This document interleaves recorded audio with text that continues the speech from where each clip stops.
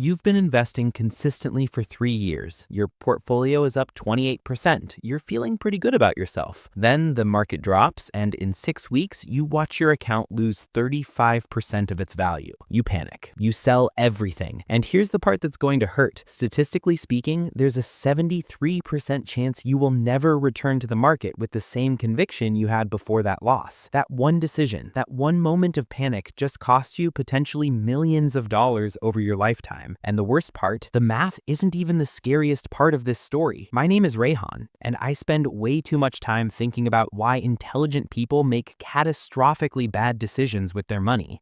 If you're someone who's either taken a big loss and hasn't invested since, or you're terrified of that happening to you, make sure to hit that subscribe button and give this video a thumbs up if this helps you out. Because what I'm about to show you isn't just about recovering from losses, it's about understanding why your brain is literally wired to sabotage your financial future, and more importantly, how to fix it. Here's the thing. When we talk about investment losses, most financial advice focuses on the wrong problem. Everyone wants to tell you about diversification, about dollar cost averaging, about not timing the market. And look, that's all fine, but nobody's talking about the real issue. A study from Dalbar, which tracks actual investor behavior versus market returns over the past 30 years, found something absolutely shocking. While the S&P 500 returned an average of 9.8% annually, the average equity investor only earned 3.7%. That's not a typo. Investors underperformed the market by more than 6% every single year for 3 decades. Why? Because of behavior, and specifically because of what happens psychologically after a major loss. Let me put this in real numbers so you understand what we're actually talking about. Let's say you invest $10,000 at age 30. If you earn the market return of 9.8% until age 65, you end up with $316,000. But if you earn that average investor return of 3.7% because of your behavioral mistakes, you end up with $72,000. That's a $244,000 difference from one investment. Now multiply that across your entire investing career, and you're looking at the difference between a comfortable retirement and working until you're 75. So what actually happens when an investor takes a big loss? I'm talking about a 30%, 40%, maybe 50% drawdown in their portfolio. Most people think the problem is the money. I lost $50,000. That's the problem. No, the money is the symptom. The real problem is what happens in your brain at that moment. And here's where it gets really interesting. There's a concept in behavioral economics called loss aversion, discovered by Daniel Kahneman and Amos Tversky. They found that psychologically, the pain of losing money is roughly 2.5 times more intense than the pleasure of gaining the same amount. But here's what most people don't realize. It's not just that losses hurt more, it's that after a significant loss, your brain literally rewires how you perceive risk. You develop what psychologists call learned helplessness around investing. Your brain says, I tried this, I got hurt, I'm never doing that again. It's the same mechanism that keeps people from dating after a bad breakup or from starting another business after one fails. Except with investing, this psychological scar tissue costs you decades of compound growth. Now you might be thinking, okay, Rayhan, I get it, losses hurt, but I can just wait for the market to come back, right? I'll recover eventually. And this is where the math becomes your enemy. Let's say your $100,000 portfolio drops 50%. You now have $50,000. How much do you need to gain to get back to even? Most people say 50%. Wrong. You need 100% gain. You need to double your money just to break even. Let me show you how devastating this actually is. 10% loss requires 11% gain to recover. 20% loss requires 25% gain to recover. 30% loss requires 43% gain to recover. 40% loss requires 67% gain to recover. 50% loss requires 100% gain to recover. The math is asymmetric. The deeper the hole, the exponentially harder it is to climb out. And this is assuming you stay invested. But according to research from Vanguard, approximately 80% of investors who experience a 30% or greater loss end up selling near the bottom and sitting in cash for an average of 3.4 years. 3.5 years. Do you know what that costs you? Let's run a real scenario. It's March 2020. COVID crashes the market. Your $100,000 portfolio drops to $70,000 in 3 weeks. You panic. You sell. You tell yourself you'll wait for things to stabilize. By the time you feel comfortable getting back in, let's say January 2023, the market has already recovered and gained another 60% from the bottom.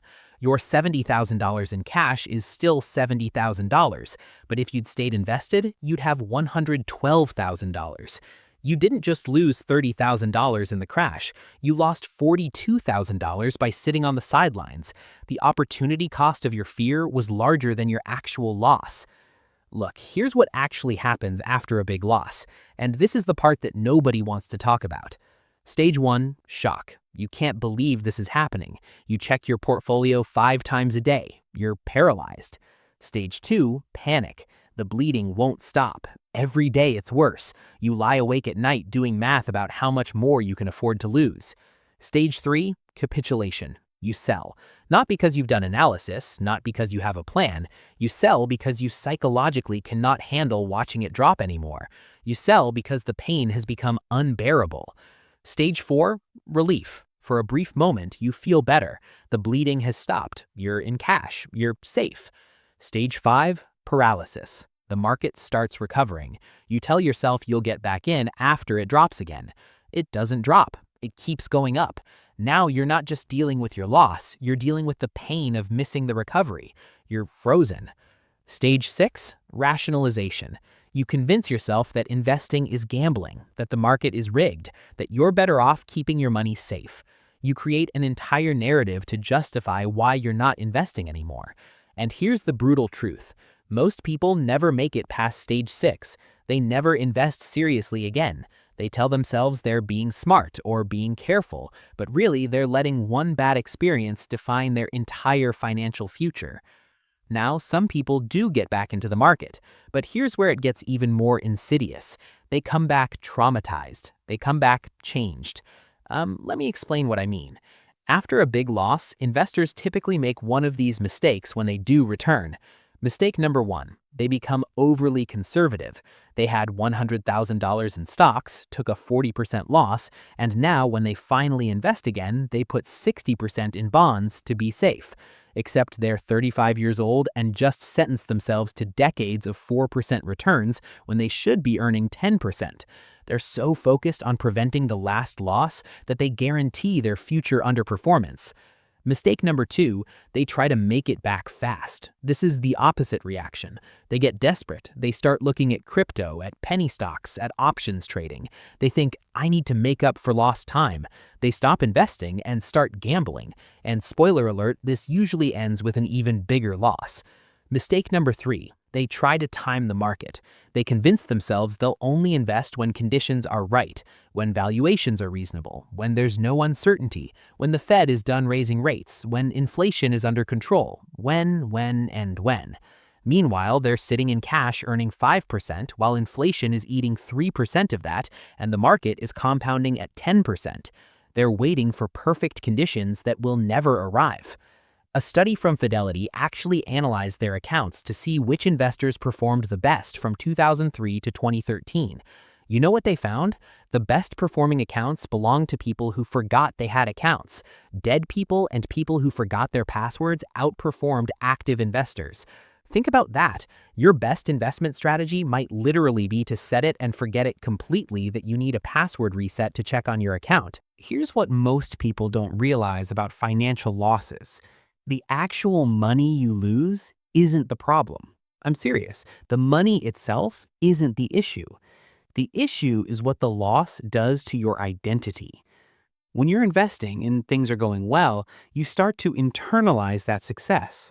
I'm pretty good at this. I'm an investor. I'm building wealth. It becomes part of who you are. Then you take a major loss, and it doesn't just hurt your net worth, it challenges your self-concept.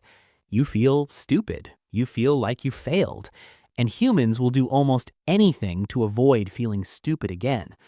This is why doctors are notoriously bad at admitting medical errors, why CEOs double down on failing strategies, why investors can't admit when they're wrong. Our egos literally won't allow it. After a big loss, returning to investing feels like walking back into a room where you embarrassed yourself. Even if no one else knows, you know, and that psychological barrier is often insurmountable. Research from Terence O'Dean at UC Berkeley found that investors who realize losses are significantly less likely to repurchase those same stocks, even when the stocks become objectively good values. Why? Because buying back a stock you sold at a loss feels like admitting you were wrong twice. Your ego won't let you do it. There's a specific moment that determines whether you'll recover from a big loss or not, and it's not when the loss happens. It's about 2 to 4 weeks after. That's when the initial shock wears off. That's when you have to make a decision. Do I stay the course, or do I change my entire approach? The investors who recover are the ones who, in that moment, ask themselves better questions. Not, how do I avoid ever feeling this pain again, but what can I learn from this? What does this mean about my strategy, about my risk tolerance, about my time horizon? The investors who never recover ask, how do I make sure this never happens again? And the answer to that question is stop investing, which solves the immediate problem while creating a catastrophic long-term one. Here's the thing. Markets will drop 30 to 40% roughly once every 5 to 7 years. It's not a question of if, it's when. The S&P 500 has had 11 corrections of 30% or more since 1950. That's not a bug in the system. That's how markets work. Volatility is the price you pay for long-term returns. If you can't stomach a 30% loss, you don't get access to 10% annual gains. The returns are compensation for the risk. You can't have one without the other. So how do you actually recover, both financially and psychologically, from a major investment loss? Step 1. Understand that the loss was tuition, not theft. You paid to learn something important about yourself. Maybe you learned you took too much risk. Maybe you learned you don't understand what you invested in. Maybe you learned you need a plan for when markets drop. That's valuable information, and it costs you money to learn it, but only if you actually learn from it. Step 2. Separate the emotional experience from the financial reality. Yes, you lost money. Yes, it hurt. But the market dropping isn't personal. It's not about you. It happened to everyone. The question isn't whether you experienced a loss. Everyone who invests eventually does. The question is, what did you do next? Step 3. Acknowledge that the pain you feel is evolutionary, not rational. Your brain is wired for survival, not wealth building.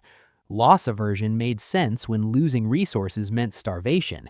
It doesn't make sense when you have a 30-year investment horizon. Your brain is giving you bad information. Recognize it and override it. Step 4. Create a written investment plan before the next drop happens. Not after, before. Write down exactly what you'll do when the market drops 20%, when it drops 30%, when it drops 40%. Will you rebalance? Will you buy more? Will you just hold? Having this written down ahead of time removes the emotional decision-making in the moment. Step 5. Change your relationship with volatility. Stop seeing market drops as losses, start seeing them as sales. When the market drops 30%, stocks are literally on sale for 30% off. If your favorite stock dropped from $100 to $70, would you sell it or buy more? If you'd buy more, then you should be buying more across your portfolio. Step 6. Focus on time in the market, not timing the market. There's a famous study from JP Morgan that found that if you invested $10,000 in the S&P 500 in 1999 and held it through 2019, you'd have $29,845. But if you missed just the 10 best days during those 20 years, just 10 days out of more than 5,000 trading days, you'd only have $14,895. Missing the 30 best days, you'd have $7,472. The cost of being out of the market trying to time it is catastrophic. Step 7. Automate your investing. Set up automatic contributions, weekly, monthly, whatever. Remove your ability to make emotional decisions. Your future self will thank you. Look, I'm going to be honest with you about something. The investors who recover from big losses aren't smarter than the ones who don't. They're not more talented, they don't have better strategies, they just have a different relationship with discomfort. They've accepted that building wealth requires experiencing temporary pain. They've made peace with volatility. They understand that the path to financial independence runs directly through multiple moments of terror and doubt. The investors who never recover, they're trying to find a path to wealth that doesn't include discomfort, and that path doesn't exist. You cannot get wealthy in the stock market without experiencing significant losses at some point. It's impossible.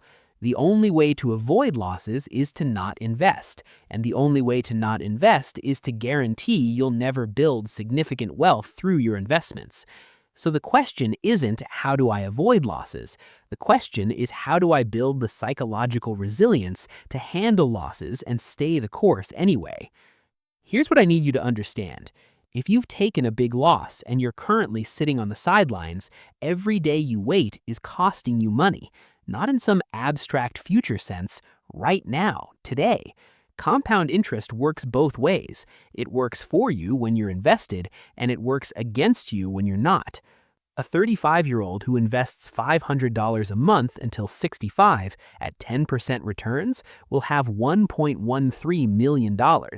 If that same person waits until they're 40 to start because they're waiting for the right time, they'll have $679,000. That 5-year delay costs them $451,000, almost $500,000 because they were scared. That's not a hypothetical, that's math. That's what fear costs you. So, if you've taken a big loss, here's what I want you to do. Not next month, not when you feel ready. Today, open your investment account, set up an automatic contribution of whatever amount you can afford, even if it's $50, even if it's $25. The amount doesn't matter. What matters is that you take action before your fear has time to rationalize inaction.